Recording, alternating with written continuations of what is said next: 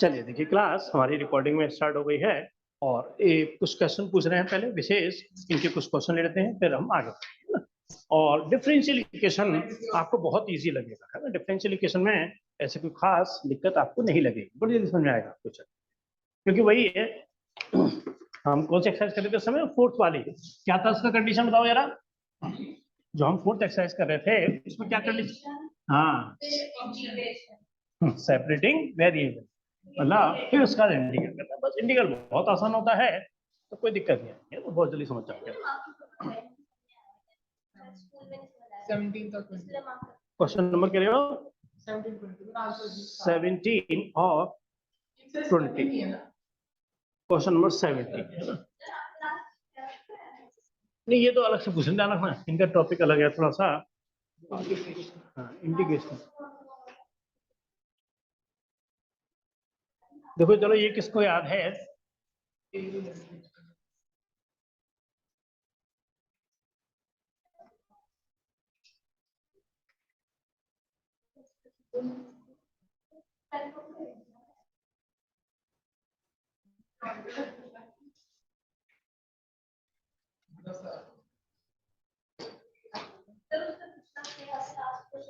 अभी इसने ज्वाइन नहीं किया, अभी ज्वाइन नहीं किया।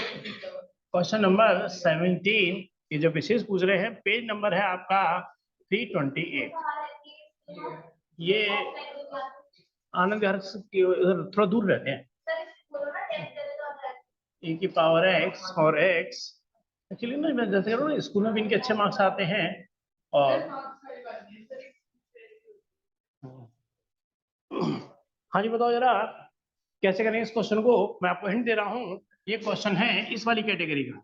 e की पावर x और यहाँ से fx प्लस का कितना है f डैश x और dx, है ना। इसका आंसर होता है e की power x into F X plus C. ये वाली कैटेगरी से ये वाला क्वेश्चन होना है। ये 7.6 का नहीं है?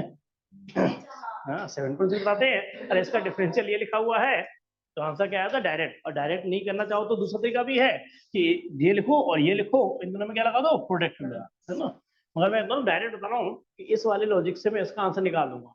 अब किसी को याद है यार? ये ट्रिक है इस क्वेश्चन ही करने की। हो गया क्वेश्चन, कोई खास बात नहीं है। किसी को याद है तो बताओ जरा। बस एक लाइन लिखूंगा, आंसर आ जाएगा। एक लाइन लिखने की देर है, बस सीधे आंसर दिखाई दे जाएगा आपको। सिर्फ एक लाइन, क्या खास बात है? वही तो ट्रिक है बस। वही तो बात है कि वो एक लाइन कौन सी है जो मैं लिखने वाला हूँ यहाँ पर। नहीं पता। x प्लस 1 प्लस माइनस 1, यानी कि 1 ऐड किया, 1 माइनस कर दिया। और ये x प्लस 1 का होल स्क्वायर है ना, वो यहाँ पर भी हो गया और वो यहाँ पर भी हो गया। और देखो आंसर आ गया।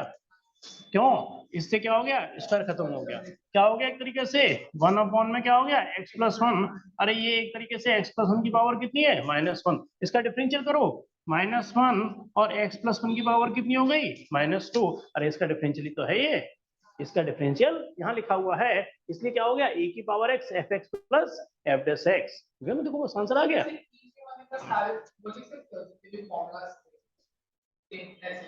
नहीं यही है बस, ये और कोई है ही नहीं। ये तो है, और कोई है ही नहीं। दो ही चीज है, प्रोडक्ट लगता है या स्पेशल केस है ये वाला, है ना। e की पावर है x into F x. F x कितना हो गया? 1 अपॉन में x प्लस 1 और प्लस का c। यही बस आंसर है, खत्म क्वेश्चन। ये तो सही ट्रिक पता हो।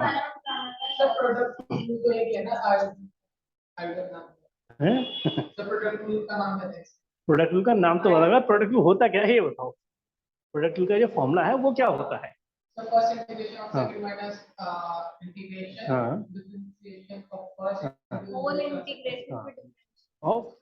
फर्स्ट इंटू इंटीग्रेशन ऑफ, याद है आपको? नहीं, इसमें फर्स्ट और सेकंड की बड़ी इंपॉर्टेंस होती है। उसके लिए एक वर्ड क्या यूज किया जाता है? ILATE। आई का मतलब क्या है? इंटीजर। इनवर्स। एल का मतलब क्या है यहाँ पर? लॉग। ई का मतलब algebra, X X square. T trigonometry, E से हाँ एक्सपोनेंशियल, है ना। एक्सपोनेंशियल, एक्सपोनेंशियल का मतलब क्या होता है यहाँ पर? e की पावर x वाला जो होता है एक्सपोनेंशियल फंक्शन कहलाते हैं। अच्छा, एक वेरिएबल आ जाए और एक कांस्टेंट आ जाए, तब किसको मानते हैं, फर्स्ट और सेकंड? एक वेरिएबल एक कांस्टेंट है ना? नहीं नहीं नहीं, कांस्टेंट को मानते हैं सेकंड हमेशा। अच्छा, वेरिएबल को फिर सेकंड, वेरिएबल को फर्स्ट और कांस्टेंट को सेकंड मानते हैं, है ना? क्लियर है मेरी बात ये? चलो फिर और कोई दिक्कत आपकी? एक क्वेश्चन और कह रहे थे ना, क्वेश्चन नंबर 20 है ना, क्वेश्चन नंबर 20। ये भी बहुत आसान है जो आप पूछ रहे हो ना, ये क्वेश्चन नंबर 20 भी बहुत ईजी है। क्वेश्चन नंबर है 20 और बहुत इजी क्वेश्चन है। इंटीग्रल में कितना है, e की पावर x, x माइनस 3 और x माइनस 1 का होल क्यूब और यहाँ से dx। हाँ जी बताइए जरा, इसका भी ट्रिक है, इसमें भी यही फॉर्मूला लगना है, इसमें भी यही फॉर्मूला लगना है, सेम लॉजिक है। हाँ चलो मैं यहाँ लिख देता हूँ, क्या चाहिए, e की पावर x लिख दिया है ना, ये वाला फॉर्मेट बनाने वाला हूँ। यहाँ fx लिखूंगा, यहाँ f डैश x लिखूंगा। अब इसमें क्या करूं कि ये वाला फॉर्मेट बन जाए, और बहुत छोटी सी ट्रिक है। बताओ क्या करेंगे, x माइनस सी में क्या करूं, इसमें लिखूंगा x माइनस 1 प्लस माइनस 2, ये x माइनस सी तो है ना, और नीचे कितना हो गया, x माइनस 1 का होल क्यूब और यहाँ से कितना हो गया, x माइनस 1 का होल क्यूब। ठीक है, अब आप देखेंगे तो इंटीग्रल में कितना हो गया, e की पावर आप x। क्या करा रहे हो? ये विशेष के कुछ डाउट्स हैं, मतलब इनका टेस्ट के पॉइंट ऑफ व्यू से आपने दे दिया, आपको दिखा था, मैंने चेक नहीं कर पाया अच्छे से, थोड़ा सा दिखा था मैंने, देख ओवरव्यू लिया था मैंने कि कैसे किया, तो लग तो सही रहा था आपका, वो चेक करके आपको रात को सेंड भी कर दूंगा उसका। हाँ जी देखो, ये एफ एक्स है तो ये एफ डैश एक्स है, अरे इसका डिफरेंशियल देखो यही दिखाई पड़ेगा आपको। हाँ जी कैसे सभी, इसका डिफरेंशियल कैसे आ जाएगा ये, अरे ये एक तरीके से कितना है, x माइनस 1 की पावर माइनस 2, इसका डिफरेंशियल करेंगे -2 और x माइनस 1 का क्या हो जाएगा, -2 -1 -3, अरे यही तो है आंसर आ गया बस। इसका आंसर क्या होगा, e की power x into this plus c, direct answer. चलिए और कोई आपको दिक्कत नहीं है, चलिए फिर है ना, बढ़ते हैं हम आगे, जो हमें क्वेश्चन आगे करते हैं ना उसको आगे कंटिन्यू। 18 में से क्लियर है? हाँ जी, कितना प्रोडक्ट भी याद करो, फर्स्ट इंटीग्रल ऑफ सेकेंड, कुछ याद आ रहा है? नहीं,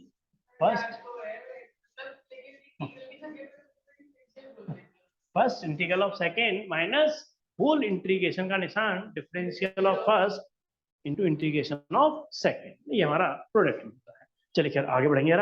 हाँ जी स्नेहा, कौन से क्वेश्चन से करना था मैं, देखिए वर्ड प्रॉब्लम हटी हुई है ना, और पेज नंबर हम चल रहे हैं 396। एक बार क्वेश्चन बता देंगे यार, लास्ट क्वेश्चन कौन सा हमने किया था,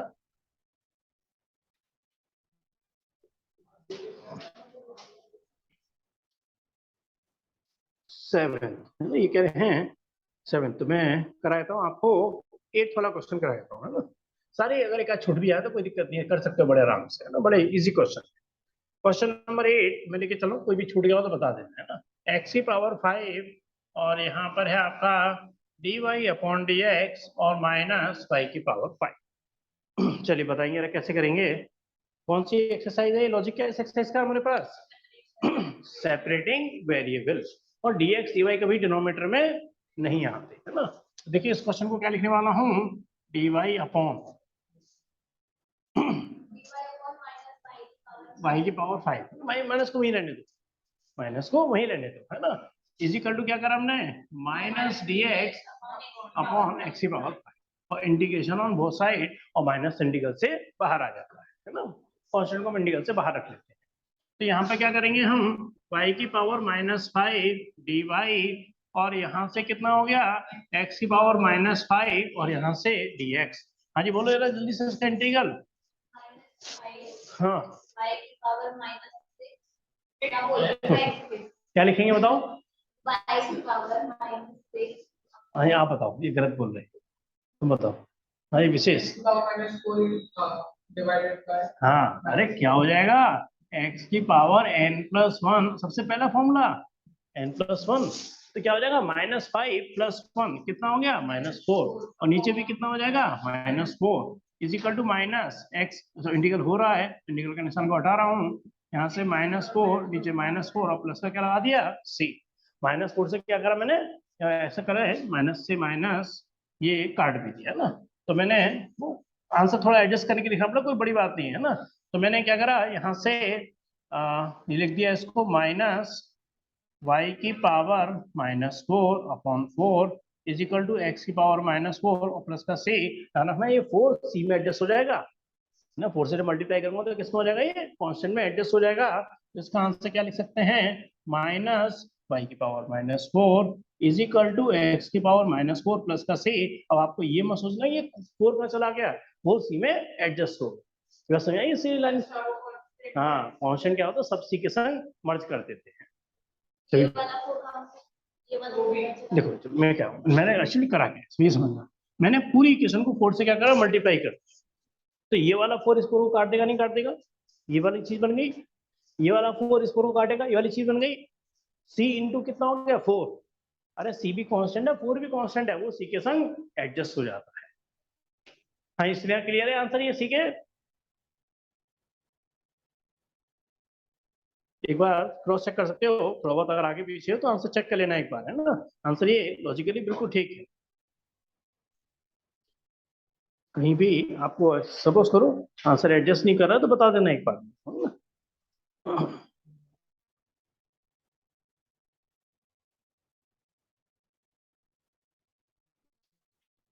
दिखाओ यार क्या है आंसर, क्वेश्चन नंबर 8 सही है, चलो ठीक है, कह रहा हूँ थोड़ा और है ना, कई बार इसको इधर कर दिया इसको उधर कर दिया, उससे क्या फर्क पड़ता है, अरे सी को इधर लिख दिया तो क्या फर्क पड़ने वाला है, इंडिकेटर से दोनों साइड हो रहा है ना, इसलिए उसकी टेंशन ना लें जरा, वो आंसर बिल्कुल सही बने जाते हैं, है ना, ये प्लस हो जाएगा जरा। चलिए ये आंसर हमारा बिल्कुल सही है ना। अब मैं ले रहा हूँ क्वेश्चन नंबर 9, और ध्यान रखना ये वर्ड प्रॉब्लम आपकी डिलीटेड है ना, वर्ड प्रॉब्लम आपकी नहीं आएंगी।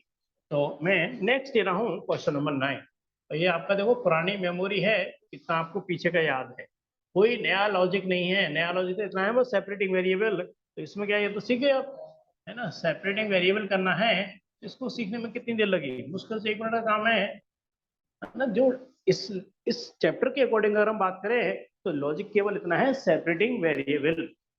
हाँ बताएंगे यार, छवि क्या करने वाला हूँ सेपरेटिंग वेरिएबल के लिए, बिल्कुल सही कह रहे हो, dy इज इक्वल टू कितना हो गया, साइन इनवर्स x और dx और इंटीग्रेशन ऑफ बोथ साइड। अब ये चैप्टर कौन सा क्वेश्चन बन गया, चैप्टर नंबर 7 का। हाँ क्या बात, हाँ जी ये सही कह रहे हैं विशेष, ये कह रहे हैं साइन इनवर्स x का आंसर होगा 1/√, के अंदर 1 माइनस एक्स स्क्वायर, क्या ये सही कह रहे हैं। कितना ये कह रहे हैं कि इसका आंसर हो जाएगा कि 1/√, के अंदर 1 माइनस एक्स स्क्वायर, क्या ये लॉजिकली सही कह रहे हैं, क्या गलती है, अच्छा से बताओ ये क्या आएगा बताओ। ये लॉजिकली बिल्कुल गलत बता रहे हैं, अरे d/dx of sine inverse x का डेरिवेटिव यही होता है, बिल्कुल सही है, मगर वो उसका डिफरेंशियल होता है। अरे यहाँ तो हम साइन इनवर्स x के इंटीग्रल की बात कर रहे हैं, और इंटीग्रल में साइन इनवर्स x का कोई फॉर्मूला ही नहीं होता, इंटीग्रल में इनवर्स का कोई फॉर्मूला ही नहीं होता, ये फॉर्मूला तो है मगर किसका, डिफरेंशियल का, इंटीग्रल का कोई फॉर्मूला नहीं। हाँ इसलिए आप बताएंगे ना इसका इंटीग्रल कैसे कर सकते हैं, अरे dy का इंटीग्रल कितना हो गया y, हाँ बस, या तो t मान के करो, या फिर एक तरीका और भी है, एक तरीका और भी है कि साइन इनवर्स x इंटू 1 करो, तो इसको क्या मानो फर्स्ट, तो इसको क्या मानो सेकंड, क्योंकि वेरिएबल और कांस्टेंट जब भी आते हैं तो कांस्टेंट को हमेशा सेकंड माना जाता, नहीं तो जब तक जीरो हो जाएगा प्रोडक्ट लो फर्स्ट। चलो मैं आपको इस तरह से कर, अरे इंटीग्रल तो उनका भी तो करते हैं, है ना, जीरो कैसे हो जाएगा, है ना? कर लोगे इसको, कर पूरा यार, कुछ याद आ रहा नहीं आ रहा, ये जिससे कह रहे हैं ऐसे कराते हैं मोस्टली हम, साइन वर्स एक्स को क्या मानते हैं टी, तो x इज इक्वल टू कितना हो गया साइन टी, तो dx बराबर कितना हो जाएगा cos t dt, तो y is equal to sine inverse x को t माना और dx की जगह क्या कर दिया मैंने cos t dt, ठीक है, और इसके लगाएंगे इसके अंदर product tool, inverse log algebra यानी कि फर्स्ट, और इसको क्या मानेंगे हम सेकंड। तो यहाँ से कितना हो गया y फर्स्ट cos t का इंटीग्रल, यानी कितना हो गया cos t का इंटीग्रल sin t माइनस whole integral differential of first 1 हो गया, और यहाँ से कितना हो गया sin t और यहाँ से dt। तो y इज इक्वल टू कितना हो गया हमारे पास t sin t, और sin t का इंटीग्रल क्या होता है माइनस cos t, और माइनस ऑलरेडी है, तो यहाँ से कितना हो गया cos t प्लस c। क्या ये आंसर अपने आप में सही है, कुछ कमी है इसके अंदर अभी?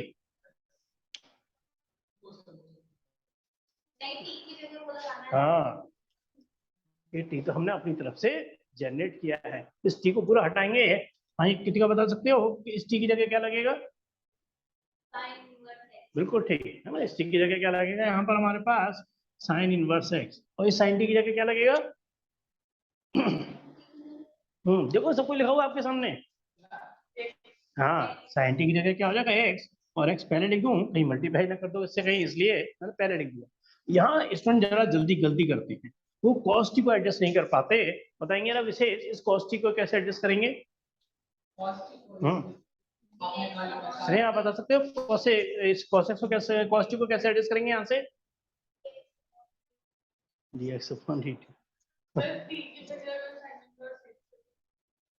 देखिए अब तुम्हें थोड़ा सा ध्यान हो, हमने कहा था है कि cos t को क्या लिख सकते हैं हम अंडर रूट के अंदर 1 माइनस साइन स्क्वायर टी, क्योंकि sine square T plus cos square T क्या होता है 1, कॉस स्क्वायर टी क्या हो गया 1 माइनस साइन स्क्वायर टी, तो कॉस टी क्या हो गया अंडर रूट के अंदर 1 माइनस साइन स्क्वायर टी, और साइन टी को क्या माना है हमने x।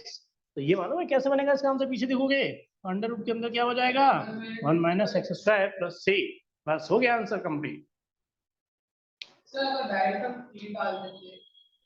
मैं कह रहा हूँ इसका रिप्रेजेंटेशन ये होता है कि cos t है तो उससे पहले sin t के फॉर्मेट में कन्वर्ट करो और फिर sin t की वैल्यू x लगा दो।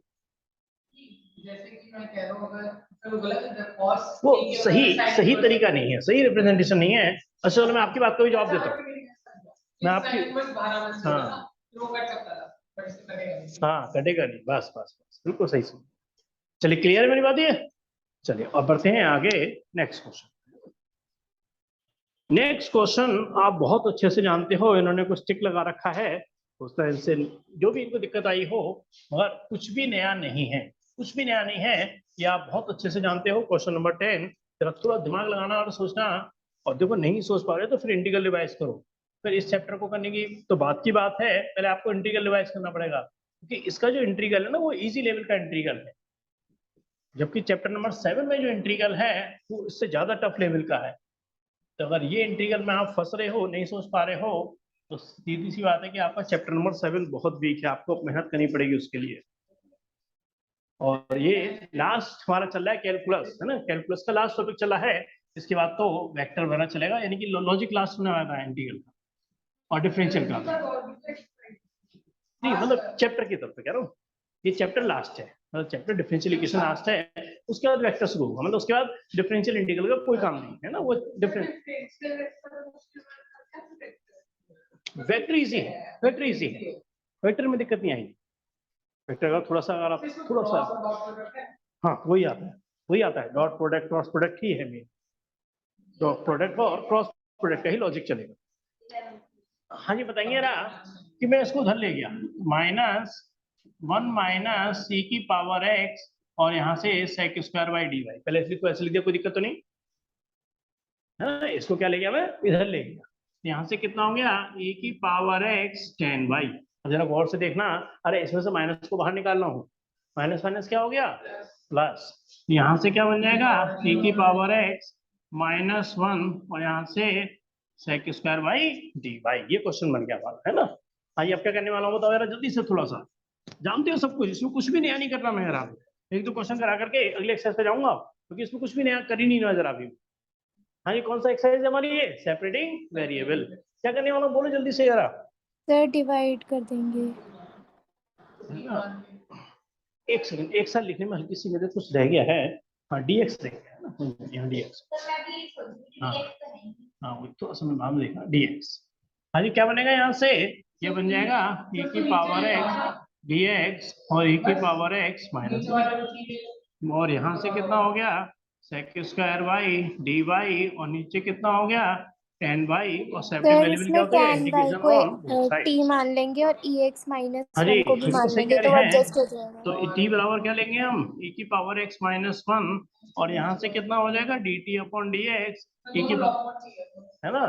तो क्या हो गया, एक तरीके से एडजस्ट हो गया, e की पावर x dx क्या बना दिया एक तरीके से इसने dt, और नीचे क्या हो गया t, यानी कितना हो गया log mod t, और t का मतलब कितना हो गया e की पावर x माइनस 1।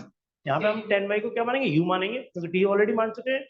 तो 10y का क्या हो जाएगा sec square by du upon क्या हो जाएगा u, यानी क्या हो गया log mod u, यानी क्या हो गया log mod में कितना हो गया यहाँ से 10y। मैंने एक बात आपको बताई थी कि अगर आप आंसर को जल्दी जल्दी मैच करना चाहते हैं और log log हो तो कांस्टेंट को भी क्या ले ले यहाँ पर log c, आंसर जल्दी मैच करेगा, है ना। log ऐसे नहीं हटेगा, क्यों नहीं हटेगा log, e की पावर x माइनस 1, नहीं ऐसे नहीं हटेगा log, क्या करना पड़ेगा log m plus log n, क्या बनेगा हाँ log mn, यहाँ से क्या बन जाएगा log, और यहाँ से हो जाएगा c, और यहाँ से कितना हो जाएगा 10y। अब log हट जाएगा, प्लस में log ऐसे नहीं हटा सकते, अब log से log हटेगा मगर काटेंगे नहीं, इसके लिए क्या लिखेंगे यहाँ पर, हाँ taking anti log on both side, बिल्कुल सही कह रहे हैं, मगर प्लस में नहीं करते ना, गलती से करते कोई प्लस में। यहाँ पर क्या ले लिया मैंने, taking anti log on both side, यानी कि e की power x minus 1 is equal to यहाँ पे कितना है c 10y। एक बार देखेंगे आंसर ये है क्या, हाँ चलो ये समझो जरा, यहाँ पे कितना है log x, यहाँ से कितना है log y, और प्लस का कितना है log z। मैंने यहाँ पे एंटी लॉग लिया, एंटी लॉग, यहाँ से कितना हो गया log x, और यहाँ से लिया मैंने एंटी लॉग, और यहाँ से कितना हो गया log y, और प्लस का log z। अब एंटी लॉग ऐसा नहीं है कि अलग अलग ब्रेक हो जाएगा, ऐसा नहीं होता है ना, क्यों नहीं होता, अरे इसके पीछे लॉजिक समझना, कहीं log ब्रैकेट में m प्लस n लिखा हुआ है, तो क्या ये log m plus log n बन जाएगा, नहीं बनेगा, ये नहीं बनता। अच्छा अच्छा, ये थोड़ा दिमाग बनता है, हाँ तो सही वही बताने वाला था। अरे कहीं log m इंटू एन है ना, तो इसे हम क्या लिखेंगे log m plus log n, वो log mn प्लस में कन्वर्ट होता है, ऐसा नहीं होता कि प्लस अंदर से हो जाता है, ऐसा नहीं होता है। हाँ मतलब सारी ही प्रॉपर्टीज के बेसिस पे चलती हैं ये।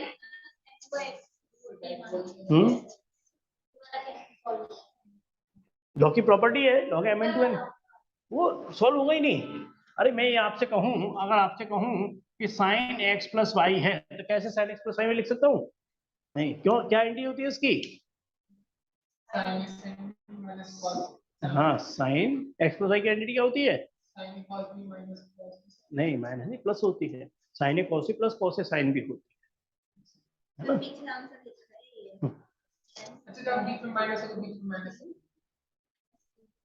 वो सी की तो कोई टेंशन ही नहीं ना, सी तो कहीं लगा दो, है ना, सी तो कहीं लगा दो, आंसर ये भी ठीक है, ठीक है। चलिए क्लियर है मेरी बात ये, हाँ इसलिए कोई दिक्कत नहीं, कंफ्यूजन तो नहीं इसमें। No sir.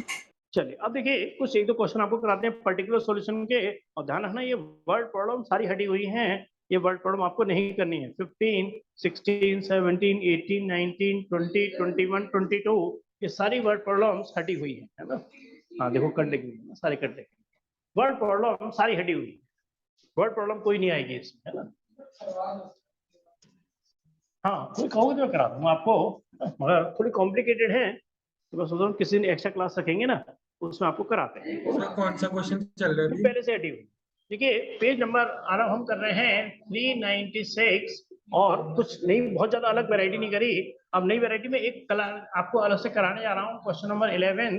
सर जो मैं क्या ये है बोल रहा था सर, पर्टिकुलर, एक्चुअली ना अभी मैं प्रैक्टिकल चल रहा है इसलिए अभी पेपर करने का टाइम नहीं मिल रहा। अच्छा अच्छा चलो फिर है ना, जल्दी से जल्दी जितना भी हो सके कर देना है ना, क्योंकि आज मैं यस अभी चेक करूंगा x प्लस का 1, और यहाँ से कितना है dy upon d x is equal to में कितना है 2x स्क्वायर प्लस का x, और यहाँ कंडीशन है कि x इज इक्वल टू 0 और y इज इक्वल टू 1। हाँ जी ये बता सकती है कब आएगा काम, ये इसको कहते हैं पर्टिकुलर सॉल्यूशन, एक जनरल सॉल्यूशन नहीं कहते। ये तो जब सॉल्व हो जाएगा तब करेंगे। हाँ, ये बिल्कुल लास्ट में काम आएगा, सी की वैल्यू निकालने के लिए लास्ट में काम आएगा, है ना, इसलिए इसको नाम दिया जाता है पर्टिकुलर सॉल्यूशन। अब आपका आंसर पीछे से मैच करेगा ही करेगा, चाहे आप सी मान लो चाहे लॉग सी मान लो। अब आपको दिक्कत नहीं आएगी, इनमें दिक्कत आती है कि सी या लॉग सी आंसर से आपका थोड़ा सा वेरी कर जाता है, और पर्टिकुलर सॉल्यूशन में आंसर आपका मैच करेगा ही करेगा। मैं आपको पूरा एक दो क्वेश्चन करके दिखाऊंगा अच्छे से। सेम लॉजिक है भाई, कौन सा लॉजिक है हमारे पास इसमें, सेपरेटिंग वेरिएबल, है ना। अच्छा बताओ क्या लिखेंगे, डी वाई के सन क्या आएगा इसमें, सर कुछ भी नहीं आएगा, डी वाई के सन कुछ भी नहीं आएगा, है ना, सही कह रहे हैं, आरब कह रहे थे। और सारा यहाँ से क्या dx हो ही जाएगा, जाएगा।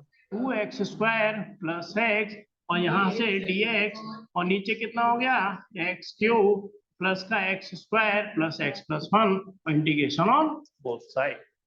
भाई छवि लेफ्ट साइड क्या बन गई, LHS क्या बन गई, बिल्कुल सही, LHS तो क्या हो गई भाई, dy का y dx का x, और इधर इंटीग्रल अभी हमें करना होगा। अब यहाँ थोड़ा आपको दिमाग लगाना होगा। अगर इसको पूरे को टी मान लेंगे तो ये कह रहे हैं इसको पूरे को टी मानो, मगर आपकी बात स्नेहा गलत है।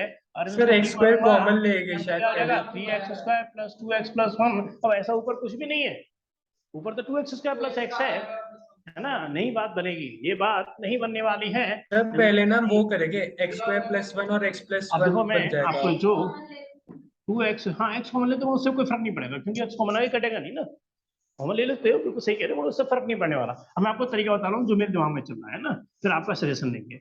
x² कॉमन लिया तो ब्रैकेट में क्या बन गया, x प्लस 1 यहाँ से कॉमन लिया, और x प्लस 1 और यहाँ से dx, कोई दिक्कत तो नहीं।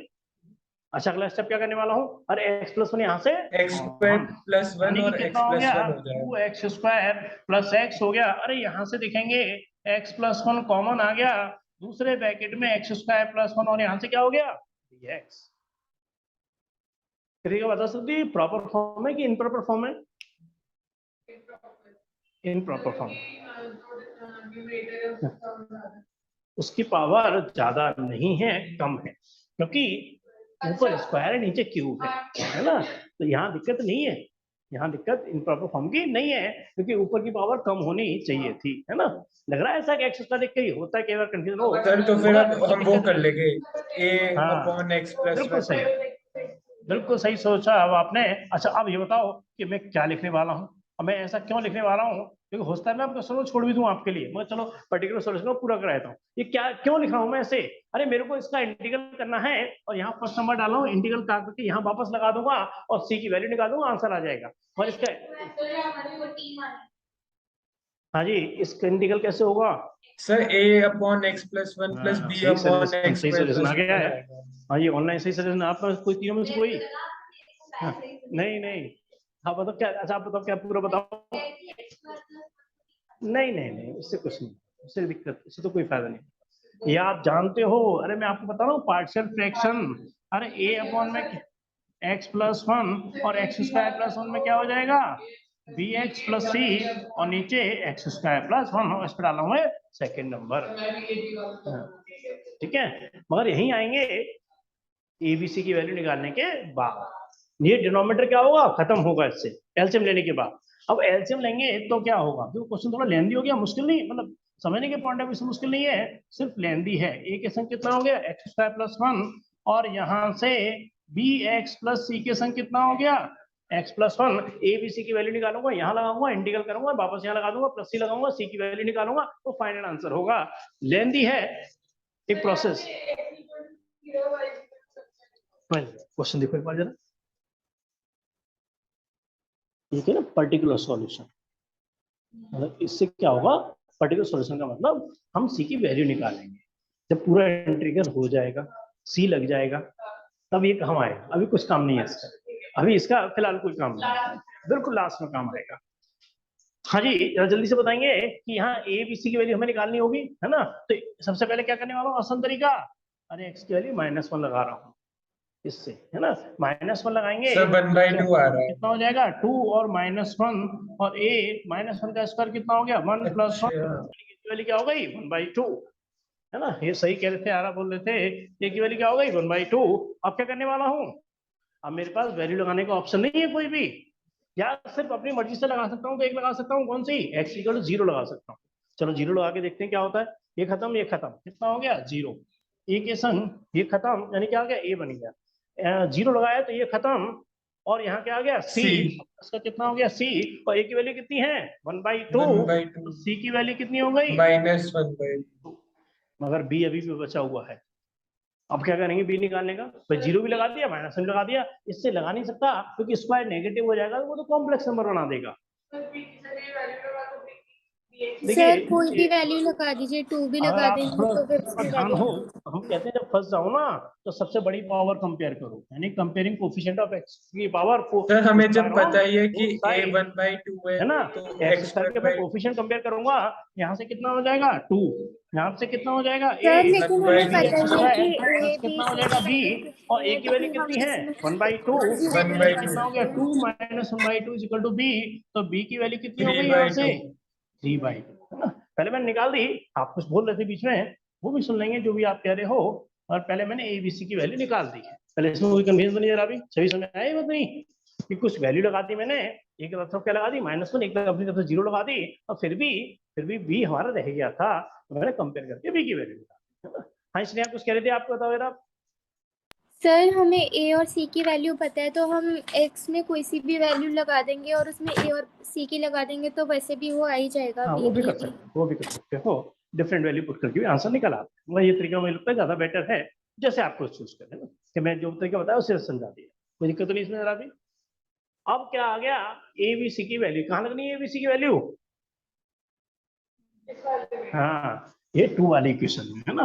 हमें थोड़ा सा जगह बनानी पड़ेगी, तो ऊपर से जगह बना लेते हैं, ये हाँ सब बताता हूँ, यहाँ लगाता हूँ। ए की वैल्यू कितनी होगी हमारे पास 1/2 ब्रैकेट में x+1, बी की वैल्यू कितनी है हमारे पास +3/2x, और सी की वैल्यू कितनी है -1/2, और नीचे कितना हो गया x² + 1, और जानो ना क्वेश्चन कैसे चल रहा था, y इज इक्वल टू, इसका क्या करना था हमें इंटीग्रल, इसका इंटीग्रल नहीं हुआ अभी तक, और सर प्लस का सी 1/2 बार log x है ना, + 1 हो तो गया यहाँ है। से कितना हो गया y 1/2, इसका इंटीग्रल कितना हो गया log mod में x+1, जाना ना इसका इंटीग्रल।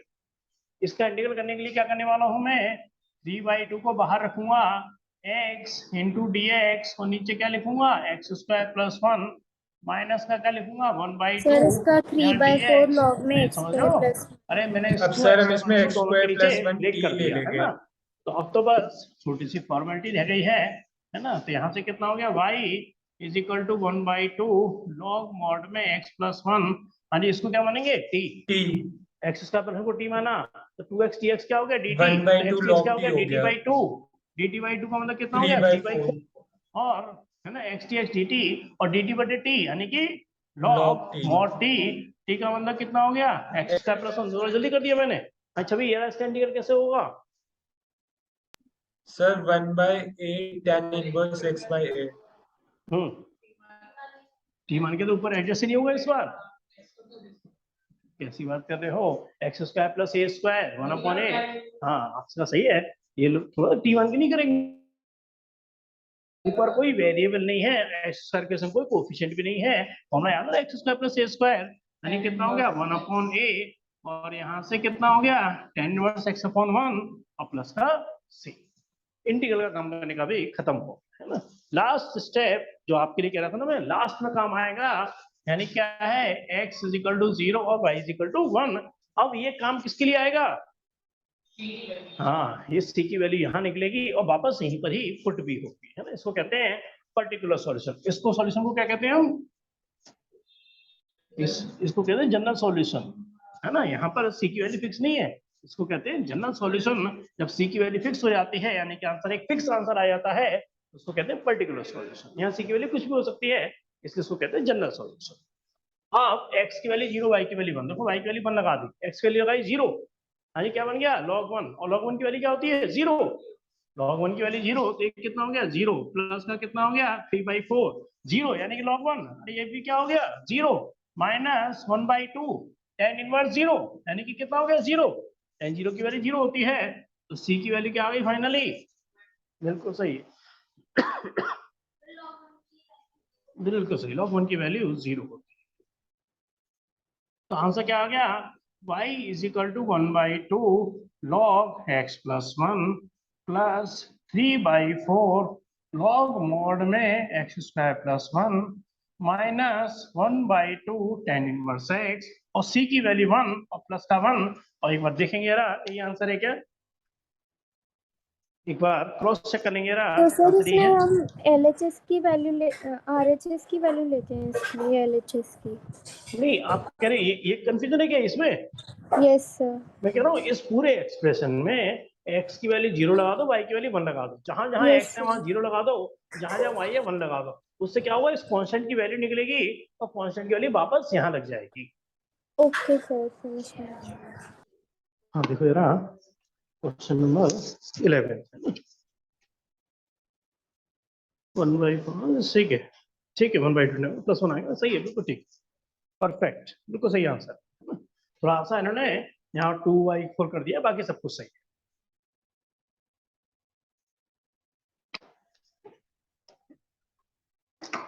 अंकित का क्या लग रहा है आपको आंसर, ये सही है नहीं है, उससे मैच नहीं कर रहा पूरी तरह से, उससे आंसर पीछे जो है।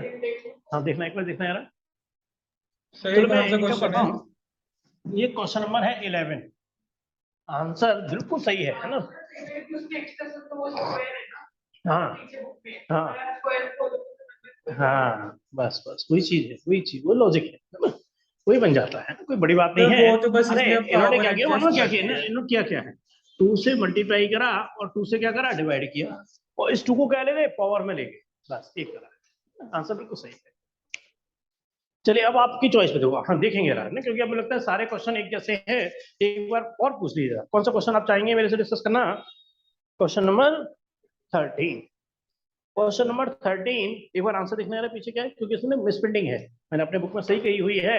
एक बार आंसर चेक कर लो, मैं बता दूंगा क्या क्या मिसप्रिंटिंग है, और सपोज करो आंसर देख के पता चल जाएगा कि sir misprinting cos y minus 2/x y-2 है ना, हाँ तो गलत है फिर, गलत है गलत है, यहाँ पे ना तुम करेक्शन कर लो, y इज इक्वल टू 2,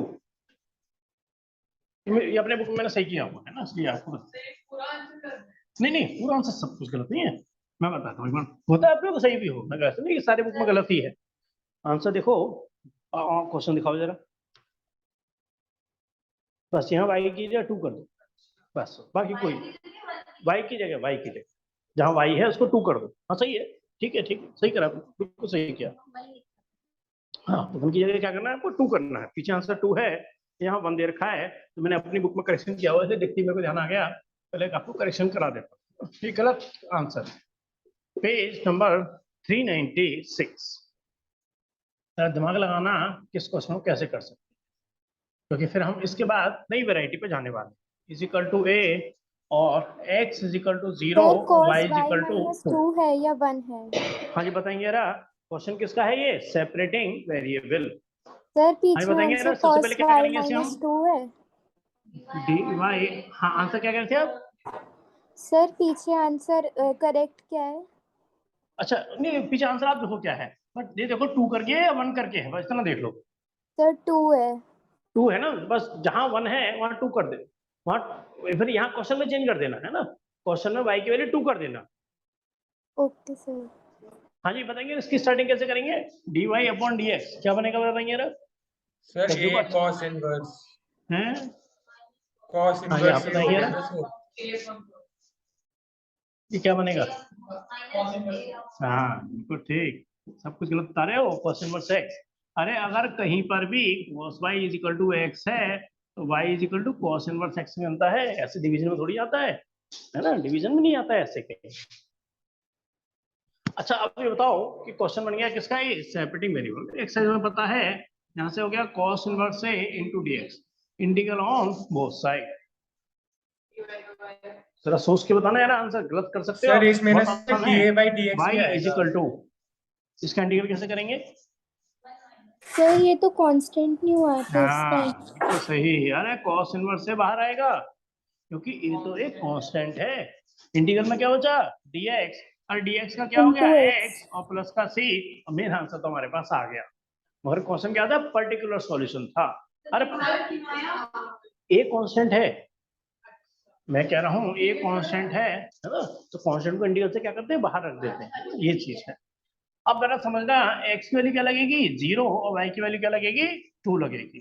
तो y की वैल्यू 2 लगाई, x की वैल्यू 0 लगाई, अरे 0 से किसी को मल्टीप्लाई कर दो 0 ही हो जाता है। देखो c की वैल्यू क्या आ गई 2 आ गई। जब c की वैल्यू 2 आ गई तो y इज इक्वल टू क्या बन गया x इंटू कॉस इनवर्स ए और प्लस का 2, है ना, ये आंसर आ गया। मगर पीछे आंसर इस तरह से नहीं है ना, पीछे से आंसर कैसे है वो आपको मैं एडजस्ट करा देता हूँ। तो क्या हो गया y माइनस 2 बराबर x इंटू कॉस इनवर्स ए, इसको कोई दिक्कत नहीं होनी चाहिए। अरे y माइनस 2 अपन x बराबर क्या हो गया कॉस इनवर्स ए। अगर मैं इसको ढंग से लिखूं तो क्या लिखूंगा y minus 2 upon x is equal to क्या बन जाएगा कॉस इनवर्स ए। पीछे आंसर क्या तो इसमें यही था क्या एक करके था, सर यही था। यही है बस, फिर तो कोई बात ही नहीं। सपोज करो एक करके है तो आंसर क्या लिखा जाएगा, अरे कॉस इधर आ जाएगा, है ना। एक बार चेक कर लो, ये कह रहे हैं अरब यही था तो फिर तो बात ही।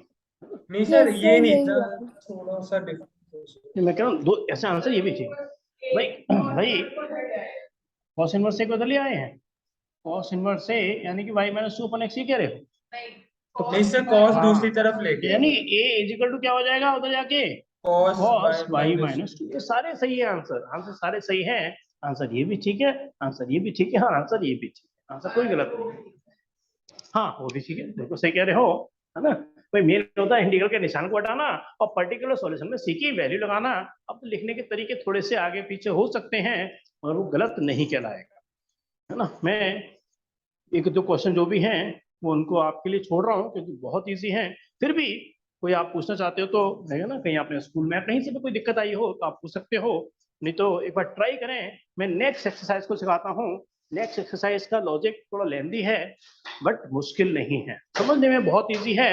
सिर्फ क्वेश्चन लेंदी है, ये क्वेश्चन काफी लेंदी हो जाता है बट मुश्किल नहीं है बिल्कुल। तो पूछना चाहेंगे इसमें से? सर होमोजीनियस वाला है क्या?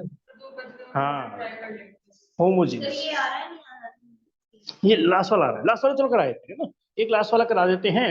क्वेश्चन नंबर 23 बहुत इजी है, फटाफट कर लेंगे, फिर उसके बाद लॉजिक बताएंगे आपको। होमोजीनियस, है ना, इसके बाद सही कह रहे हैं आरब, लॉजिक है हमारा होमोजीनियस। फिर है सर एक बार लीनियर आप सर ये डिफरेंशियल। भी बता देना कि सर कैसे आइडेंटिफाई करते हैं। हाँ वही तो मेन बात है, सबसे बड़ी चीज वही है कि जब आप मिसलेनियस पे जाएंगे ना तो आपको आइडेंटिफाई खुद ही करना पड़ेगा। यहाँ पर मैं एक्सरसाइज बताया ये सेपरेट वेरिएबल की है, अगली वाली होमोजीनियस की है, उसकी अगली लीनियर डिफरेंशियल इक्वेशन है। आपको मैं बहुत अच्छे से बताऊंगा कि मैं कैसे पहचानता हूँ क्वेश्चनों को, तो आप भी सीख जाओगे, है ना। चलिए एक बार इस क्वेश्चन को लास्ट क्वेश्चन ले रहे हैं इस कैटेगरी का, फिर लेंगे हम होमोजीनियस के लॉजिक, है ना। हाँ जी, कौन सा लॉजिक है इसमें, सेपरेटिंग वेरिएबल। तो मैंने इसको क्या लिखा dy अपॉन dx, हाँ जी, इजिकल टू क्या लिखूंगा, e rest power x plus e rest power y। मैं इसको क्या लिख सकता हूँ e की पावर x इंटू e की पावर y, क्योंकि जब बेस सेम होते हैं पावर ऐड हो जाती है। कौन सा लॉजिक है, सेपरेटिंग वेरिएबल। तो सीधी सी बात है, मैं क्या करने वाला हूँ dy dx upon upon ex। e की पावर y और यहाँ से e की पावर x और dx, integration on both side. Integral में कितना हो गया e की power minus y dy minus और e की यहाँ से e की पावर पावर माइनस x और y और dx। e की पावर बहुत x। इजी है, हाँ जी बता सकते हो, तो डायरेक्ट फॉर्मूला ही है। सर e इसका की इंटीग्रल क्या पावर होता x है, ही हो माइनस गया। e की पावर बिल्कुल माइनस सही 5 कह रहे हो। इसका आंसर क्या और आ e गया, की e की पावर पावर x कहीं x। लगा दो, और इसका इंटीग्रल थोड़ा सोच के बताना। तो e की पावर क्या हो जाएगा माइनस 5, बट माइनस 5 का माइनस 1 हो रहेगा, माइनस हो जाएगा, है ना। और c कहीं लगा दो कोई फर्क नहीं पड़ता। अगर मैं इसको ऐसे लिख दूं e की पावर x प्लस c की पावर माइनस 5, c कांस्टेंट है, प्लस माइनस से फर्क नहीं पड़ता, है ना। देखेंगे कौन सा पार्ट आंसर है, e की पावर x ए वाला पार्ट। हाँ देखेंगे स्नेहा, ए वाला पार्ट ही है क्या, मेरे अकॉर्डिंग यस ए सर वाला पार्ट। यही है। ध्यान रखना सी के प्लस माइनस से फर्क नहीं पड़ता, वो कांस्टेंट है, सब प्लस माइनस जो भी है कांस्टेंट में एडजस्ट हो जाते हैं ना। चलिए तो ये तो बहुत इजी था आपके लिए आइडेंटिफाई करना भी और करना भी। कौन सा था हमारा, सेपरेटिंग वेरिएबल, dx के संग x अलग, dy के संग y अलग, और dx dy कभी भी डिनोमिनेटर में नहीं आते, ये ध्यान रखना चीज है। आप कह रहे हैं वो भी टेस्ट देंगे जल्दी, और हाँ जी विशेष आपको दोबारा देना है, तो वो कुछ करानी है आपने, है ना। कब, फ्राइडे टेस्ट है, फ्राइडे को। क्लास की बात नहीं कर रहा, क्लास अपनी जगह पर है ना, क्लास से आगे पीछे रखेंगे टेस्ट, तो या तो पहले आके दो पहले सर आप मैं भी सेशन फ्राइडे को दे दूंगा क्योंकि प्रैक्टिकल्स भी हो जाए। तो फिर आपका सैटरडे को आ जाओ, है ना? या तो है ना, मैं मैडम को दे दूंगा, मैडम को दूंगा, मैडम से लेके भी कर सकते हैं ना। हाँ, मैं बीच में राउंड लगाता रहता हूँ, है ना? आसपास के एरिया में जब भी होगा तो मैं आपसे एक बार इंट्रोडक्शन भी हो जाएगा, देख भी लूंगा आप मतलब पूरी ईमानदारी से कर रहे हो कि नहीं। वैसे मैडम होंगी खैर, बस मैडम आ जाएंगे, ऐसे कर लेंगे, है ना?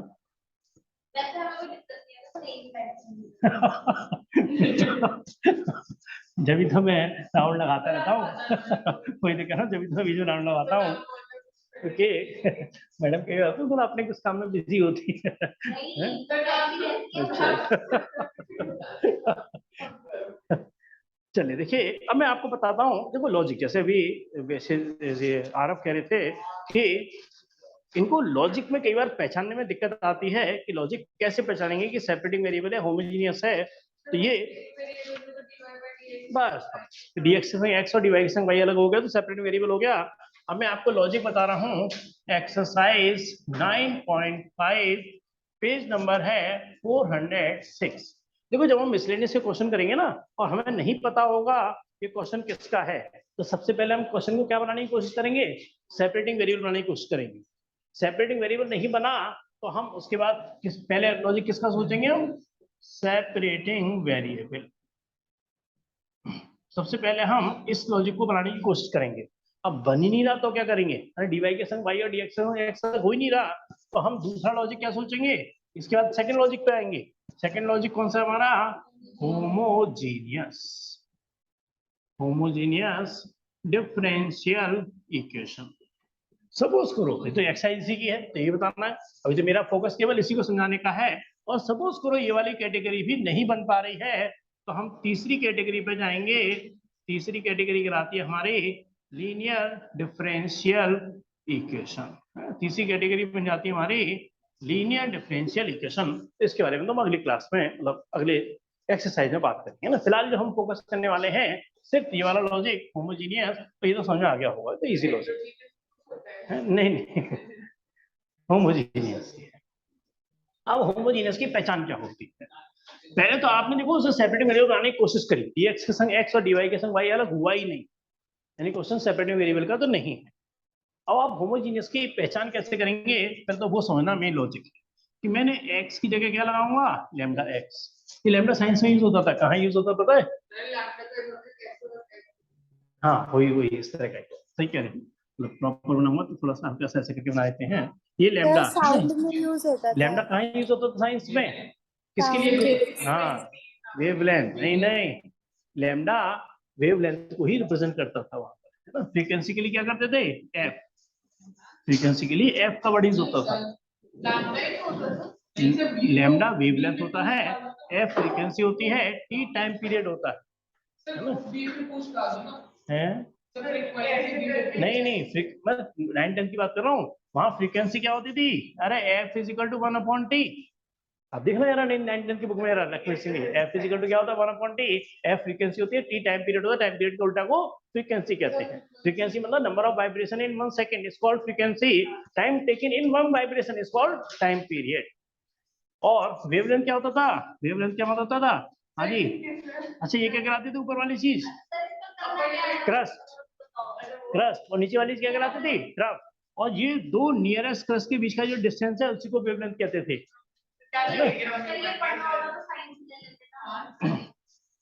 तो वो चीजें आती है ना, फिर से पता चलता है कि याद है सब भूल के पीछे का। एक्स की जगह क्या लगाया मैंने, लैम्डा बाय एक्स, और वाई की जगह क्या लगाया, लैम्डा वाई। और फिर देखना क्या लैम्डा पूरी तरह से कैंसिल हो रहा है या नहीं हो रहा है ना। अभी समझ में नहीं आया तो केवल ध्यान रखना मेरी बात को। एक्स की जगह लैम्डा एक्स लगाया, वाई की जगह लैम्डा वाई लगाया, और लैम्डा अगर पूरी तरह से कैंसिल हो गया तो वो होमोजीनियस है, नहीं तो होमोजीनियस भी नहीं है ना। समझ में आया नहीं आया वो इतना बड़ा इशू नहीं है, वो क्वेश्चन समझाऊंगा। मैं एक क्वेश्चन लिख रहा हूँ, मैं एक क्वेश्चन को लिख रहा हूँ, है ना, उससे आपको ज्यादा अच्छे समझ आएगा। पहला क्वेश्चन लिखा मैंने, एक्सरसाइज 9.5 पेज नंबर है आपका 406। इस क्वेश्चन को ना तो लिखना मतलब समझना बहुत अच्छे से। एक्स वाई और यहाँ से कितना हो गया डी वाई, और यहाँ से कितना हो गया x square plus y square, और यहाँ से कितना हो गया डी एक्स। लिखना मत जल्दी, पहले तो उसको पहचानना सबसे बड़ी बात है ना। आप क्वेश्चन को सपोज करो पहचान ही नहीं पा रहे, ये पार्टिसिपेट है।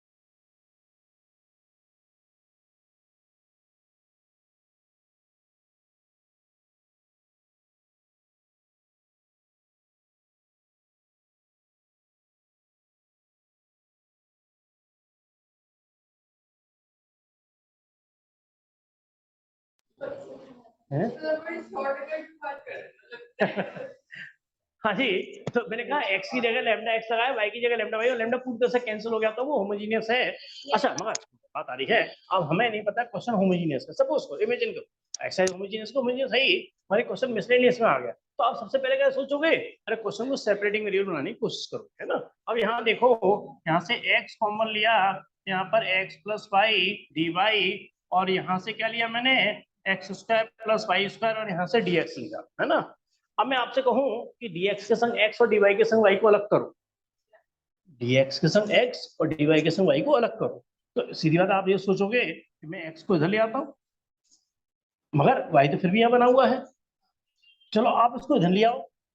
हाँ, मतलब कंक्लूजन ये है कि इसमें x dx के संग और y dy के संग अलग नहीं होने वाला, किसी कीमत पर नहीं होगा। x के है ना, तो क्या है, x के संग dx मतलब x के संग और dy y के संग अलग नहीं हो रहा है, यानी कि क्वेश्चन होमोजीनियस का है, मतलब यानी कि होमोजीनियस की वजह से आगे बढ़ेंगे ना। अब होमोजीनियस कैसे चेक करेंगे, इस पे आते हैं। मैंने कहा x की जगह लैम्डा x लगाओ, y की जगह लैम्डा y लगाओ, लगाया मैंने तो कितना हो गया, lambda square x square, x की जगह लैम्डा x लगाया, लैम्डा x और लैम्डा y, और यहाँ से कितना हो गया dy, x की जगह लैम्डा x लगाया, लैम्डा x स्क्वायर, और यहाँ से लैम्डा स्क्वायर y स्क्वायर, और यहाँ से कितना हो गया dx, x की जगह लैम्डा, तो ये बात समझोगे ना। अरे यहाँ से देखो लैम्डा स्क्वायर है कि नहीं, अब आप ज्यादा अच्छे समझ पाओगे मेरी बात को, यहाँ से कितना हो गया लैम्डा स्क्वायर, क्या इसमें से लैम्डा स्क्वायर कॉमन आएगा, नहीं आएगा, तो एक्स स्क्वायर प्लस का कितना हो गया एक्स वाई, और यहाँ से डी वाई, लैम्डा स्क्वायर यहाँ से कॉमन ले लिया, तो x square plus y square, और यहाँ से कितना हो गया dx, और ये लैम्डा स्क्वायर से लैम्डा स्क्वायर क्या हो गया, कैंसिल। अब बात समझ आ रही है मेरी, कोई बात नहीं, मैं दोबारा समझाता हूँ आराम से। x की जगह लैम्डा x लगाया, y की जगह लैम्डा y लगाया, है ना। लैम्डा x लगाया तो क्या क्या ये ऐसे होगा, नहीं होगा लैम्डा x का होल स्क्वायर, क्या, हाँ मैं समझा दूंगा, अगर कोई दिक्कत है ना बताओ, बस किस लाइन में दिक्कत है, किस लाइन में दिक्कत है वो बता दो, है ना। तो ये हो गया लैम्डा स्क्वायर एक्स स्क्वायर, ये लैम्डा एक्स लैम्डा वाई, ये भी लैम्डा स्क्वायर बन गया, लैम्डा स्क्वायर यहाँ से कॉमन, लैम्डा स्क्वायर यहाँ से कॉमन, यानी क्या हो गया किसका, होमोजीनियस का क्वेश्चन हो गया। अभी सिर्फ ये पता चल पाया है कि क्वेश्चन किसका है, होमोजीनियस का है। अब इसे कैसे, हाँ तो लैम्डा कट गया ना, सपोज करो मान के चलो यहाँ सिर्फ वाई होता, अब उसको इमेजिन करो, तो क्या होता, यहाँ सिर्फ एक ही लैम्डा आता, एक ही लैम्डा, फिर लैम्डा, हाँ फिर यहाँ कैंसिल नहीं होता है ना, बस मतलब यहाँ लैम्डा स्क्वायर, यहाँ लैम्डा है, तो लैम्डा कैंसिल नहीं होता, है ना। मेरी बात समझ नहीं जो मैं कहना चाहता हूँ, अभी तो मैंने आपको सिर्फ से बताया कि होमोजीनियस हमें कैसे आइडेंटिफाई करना है, फिर नेक्स्ट क्लास में भी टाइम लगेगा थोड़ा सा इसको, फिर मैं इसका आपको पूरा प्रोसेस बताऊंगा कि कैसे इसका इंटीग्रल करना है ना। चलो फिर नेक्स्ट क्लास में, है ना, इसमें तो टाइम लगेगा। सर v मान के करते हैं ना, हाँ हाँ बिल्कुल सही, जिसको पता रहेगा वो तो फिर समझ सकते हैं, सही कह रहे हो, वी मान के करते हैं। इसमें भी दो कैटेगरी होती हैं, सब कैटेगरी होती हैं, है ना। वी नहीं वी मान के, है ना, इसे कह रहे हैं, इस तरह क्वेश्चन को वी मान के करते हैं, हैं तो सब तुम कह रहे चले गए, है ना, वी मान के करते हैं। चलिए इसको भी नेक्स्ट क्लास में डिस्कस करेंगे। कितनी का ये समझ आया नहीं आएंगे कि मैं dx के संग x अलग नहीं कर पा रहा, यानी क्वेश्चन सेपरेटिव वेरिएबल नहीं है, x की जगह लैम्डा x और y की जगह लैम्डा y लगाया, लैम्डा पूरी तरह से इसमें कैंसिल हो गया, इतना समझाया है, बाकी नेक्स्ट क्लास में इसको आगे से डिटेल में बताएंगे। हाँ जी स्नेहा, और आप कोई कंफ्यूजन नहीं, किसी चीज को लेकर पूछना तो नहीं है? No sir. No sir. चलिए कोई दिक्कत नहीं है। तो नेक्स्ट क्लास में हम इसको फिर आगे कंटिन्यू करेंगे ना इस लॉजिक में। क्लास को फिर यहाँ पर मैं एंड करता हूँ।